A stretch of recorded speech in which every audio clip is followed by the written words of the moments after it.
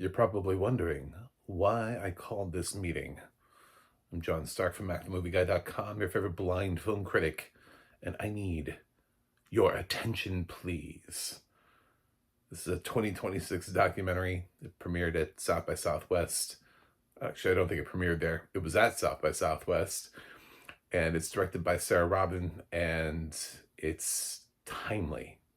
Like, super, super timely. Super timely. So, as the day I'm recording this is the day after the court just ruled against Instagram and YouTube in terms of their liability in harming minors. And that just happened. And this documentary is largely based on the dangers of social media and kids and what it's doing to them and how we can curb it, stop it, things we can do to change the experience for kids online. It walks a fine line of making sure to not want to remove platforms because adults would want to use them.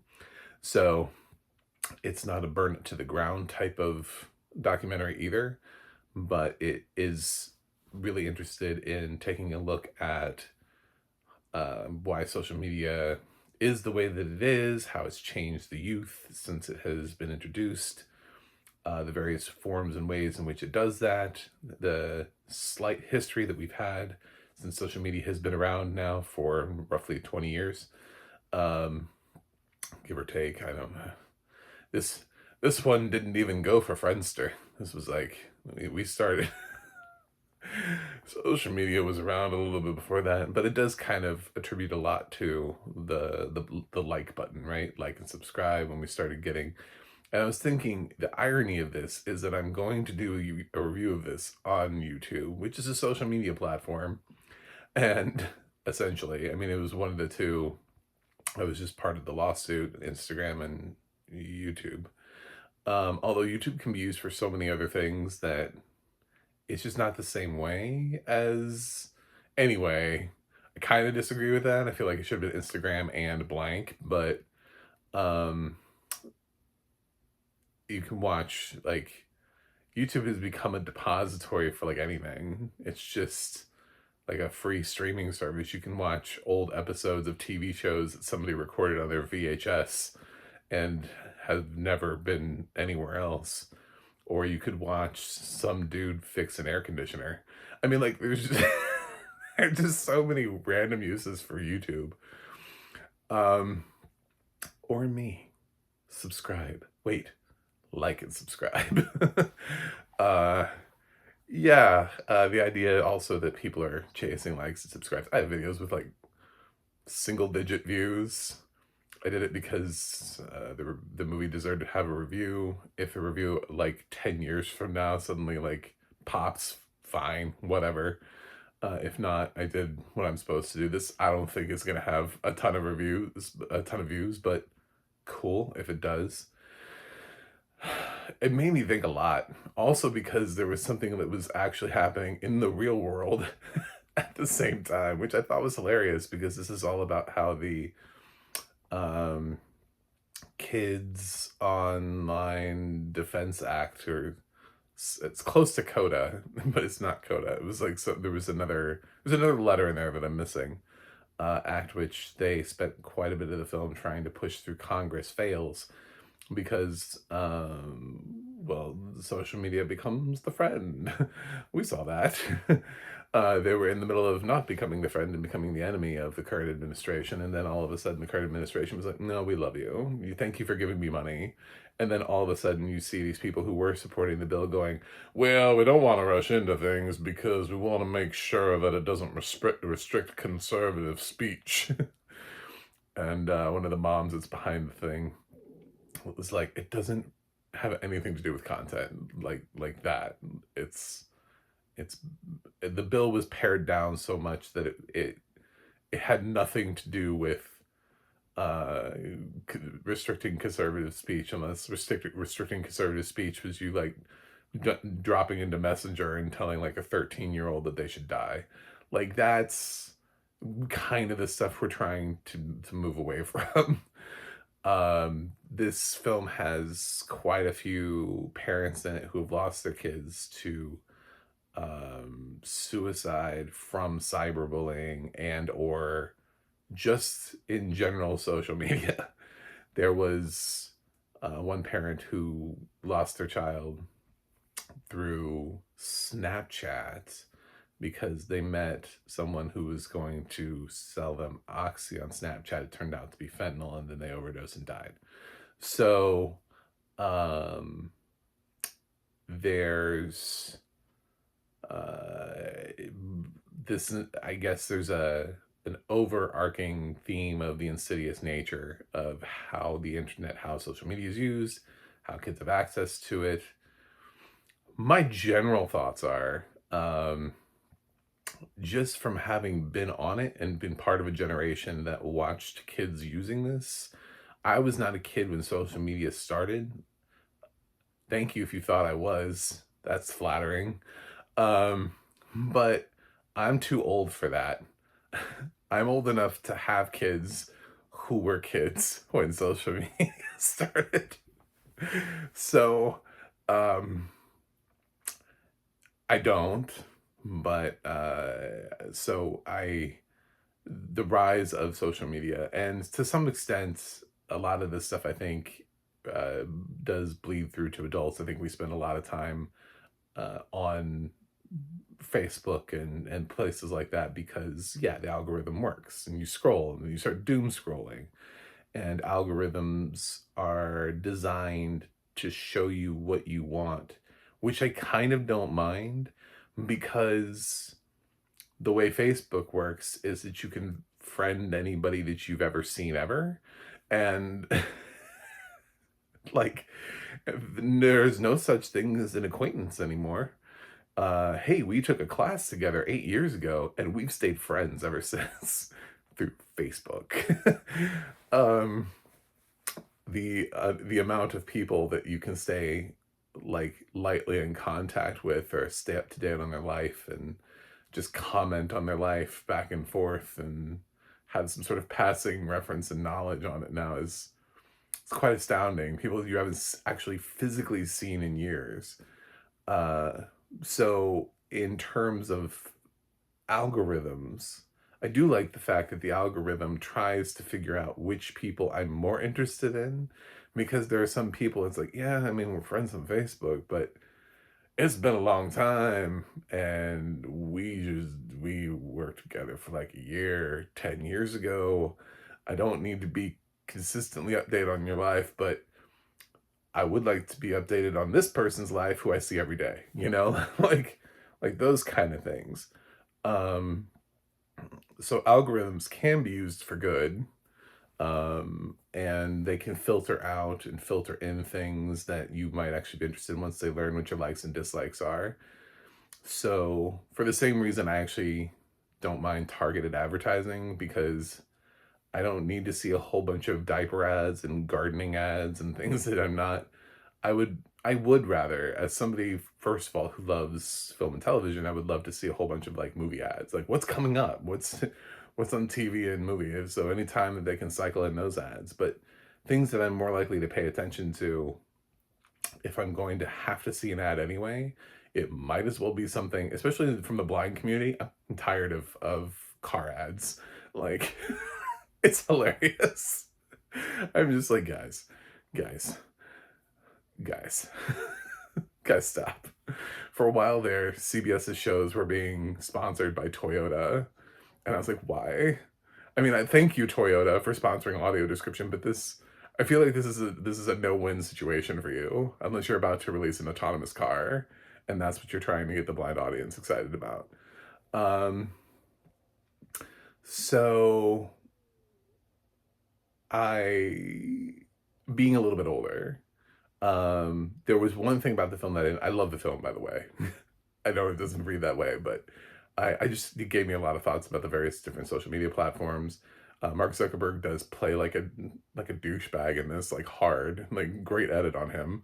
Um, but at the beginning of the film, I don't know who she is. This film doesn't have audio description. Well, the screener doesn't have audio description, which they probably just found out there's a blind film critic. Anyway, but then again, documentaries rarely have audio description because they generally lack a distributor. Like the people, uh, 99 times out of 100, the films that are seeking distribution wait to be picked up to get that audio description track. Every once in a while, you have a film that somehow, for some reason, prioritized it and is going through the festival circuit with audio description. But those are fewer and far between, and the predominant majority of films are lacking it. So I just assume that this one, maybe it will have it.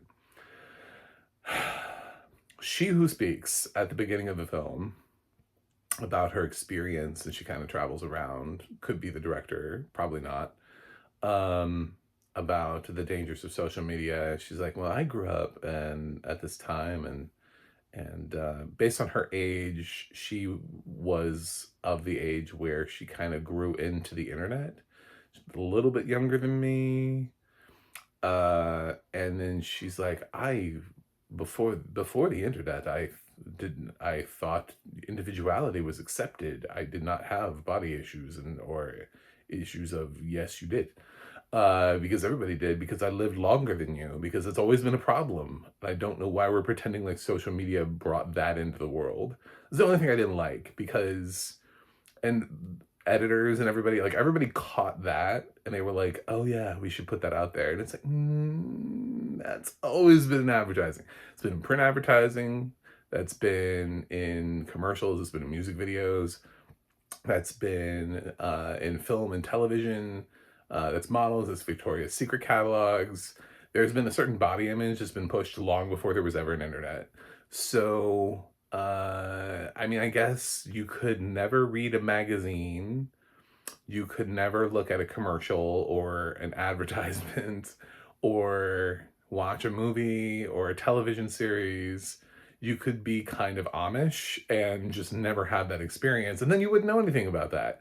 But for everyone else, girls for years and guys have had certain body images thrown their way as to like what the standard of beauty is. That has been a thing, and it existed prior to the internet. So I thought that was silly. By the way, BT dubs.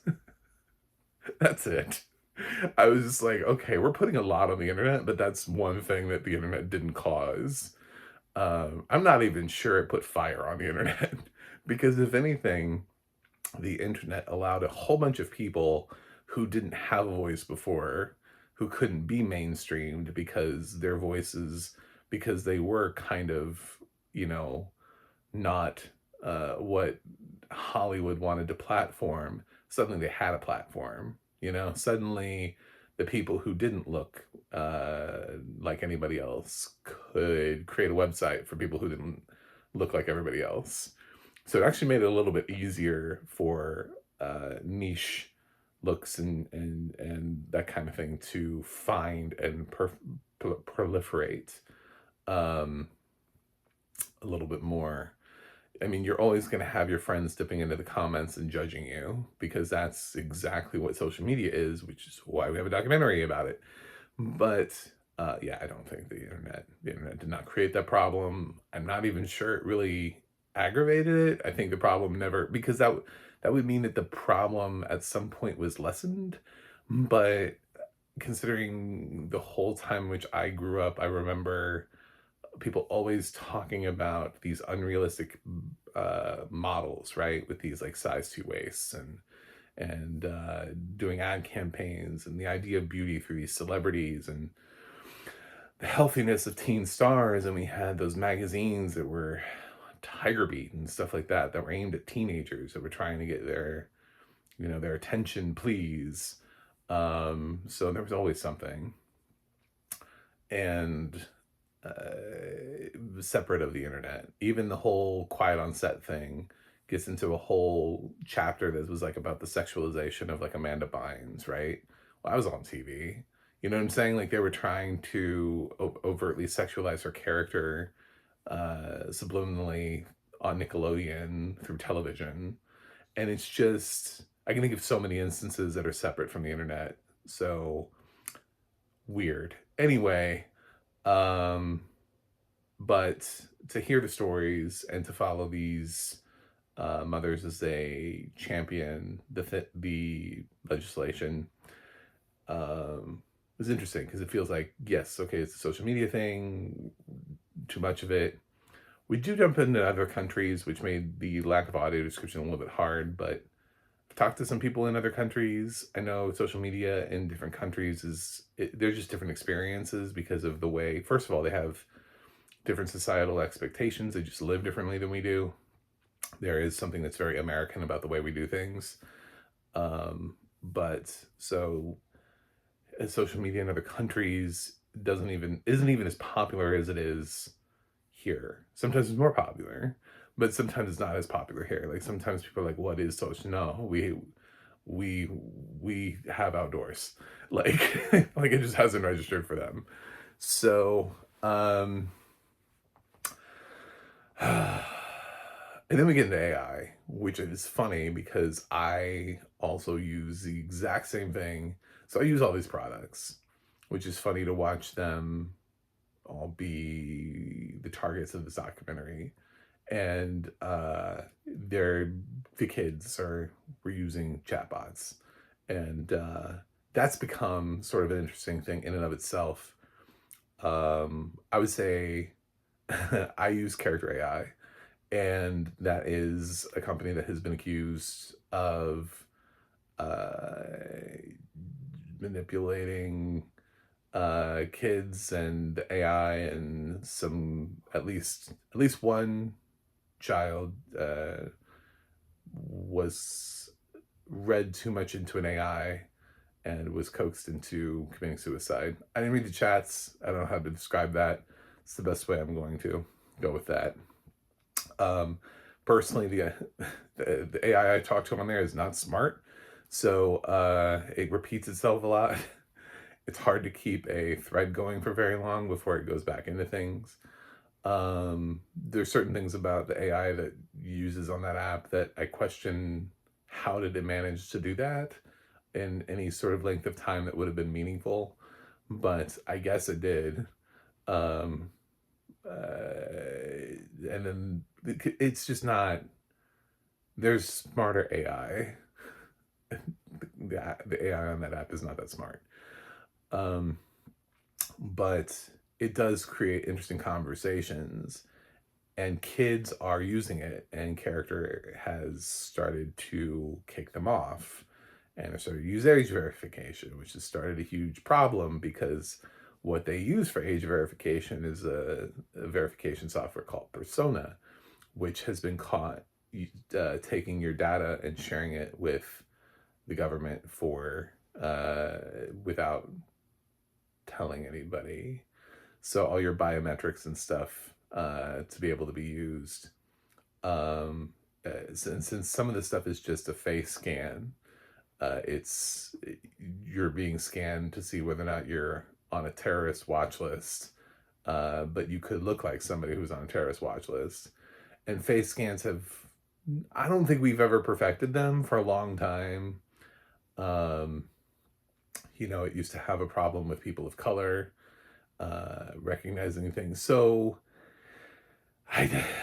there's that door that we've opened, which does not get talked about, is the age verification system. And then what are we doing and how are we doing and are we doing that correctly?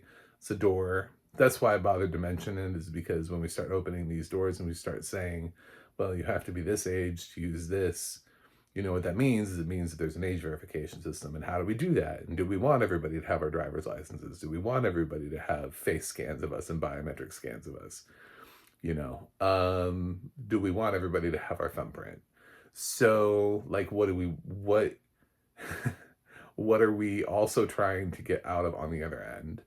And are we just opening up another door, just like we opened up the door to AI, which at least one person says is like the most powerful tool we've ever created?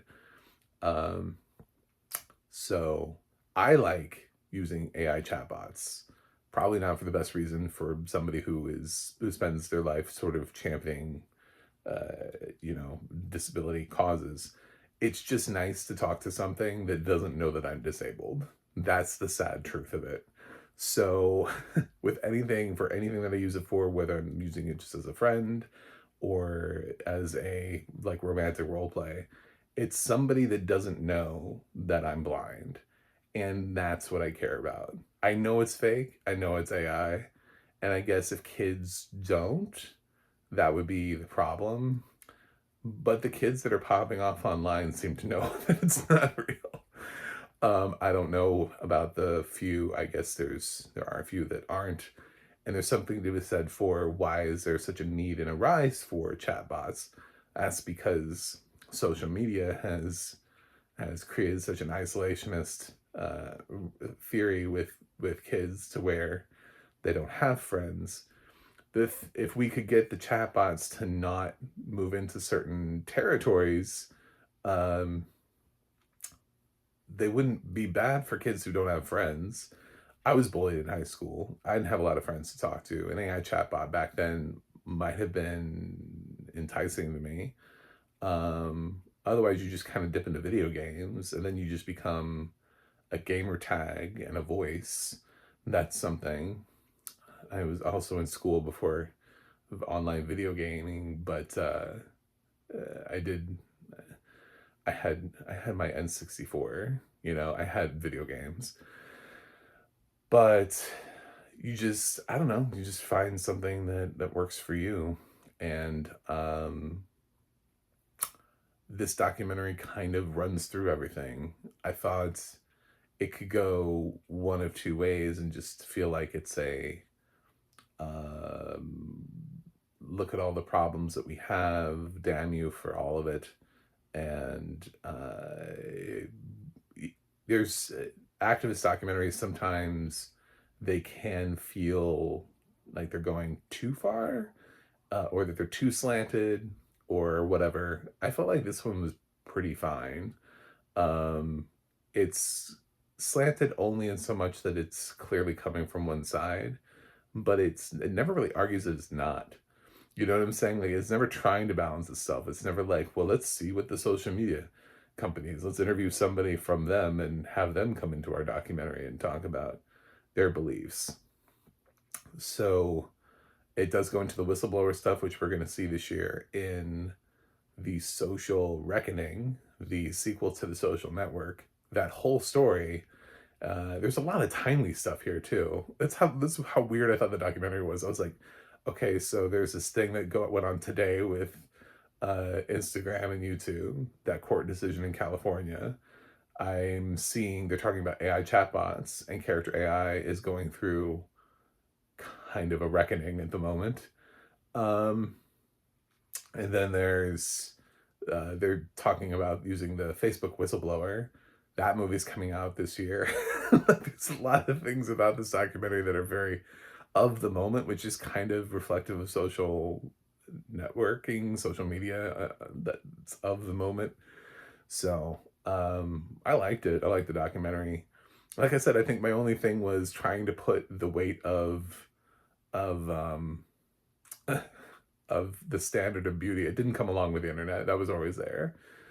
People were always looking at ads and everything, going like, "Oh, I need to have that. That'll make me pretty. God, I have to look like that. And if I don't look like that, then I'm not pretty. Or if I don't have that hairstyle, my God, the Rachel, with Friends. I guess technically the internet was in the '90s, but not to the effect. People weren't going online to find out about the Rachel. It was a magazine still. We still have magazines in the '90s. So, yeah, I'm gonna give it, it's time to grade. We're at time to grade. I think this is gonna be the best documentary of the year? Probably not. There's gonna be something. The world is on fire, and this is kind of a world on fire documentary, right? This is about kids. But I feel like knowing the fact that our world is on fire, there's going to be something that is even more profound, that is even more devastating by the end of the year. There's going to be something, and there were documentaries last year that were like that. This one is pushing that, though. It's pushing close on it. I'm going to give it a 9 out of 10. I really liked it, and I think it's a great documentary. Um, I wonder if it's going to speak to or talk to or move the needle at all in any direction. Um, the only caution that I have is the thing that we haven't talked about in this, which is the age verification of it and how much, because we're so concerned about our privacy and our data, and we keep having data leaks and hacks and everything. It's like, how much are you willing to give up on the other end to verify? Because also, in order to do that, there's going to be a lot you're going to have to verify with your kids. So there's going to be things where you're having to log your kids in with their biometrics, and you're putting your kids' biometrics online in order to verify their ages. So at a certain point, it's like, have we thought about the other side of this, and will that information be collected and used responsibly? It does feel like the, like the, well, let's get it all done and then we'll just deal with it afterwards. It's like, yeah, but data collection and privacy still seems to be a huge issue. So it is something we still need to think about while thinking about the other things.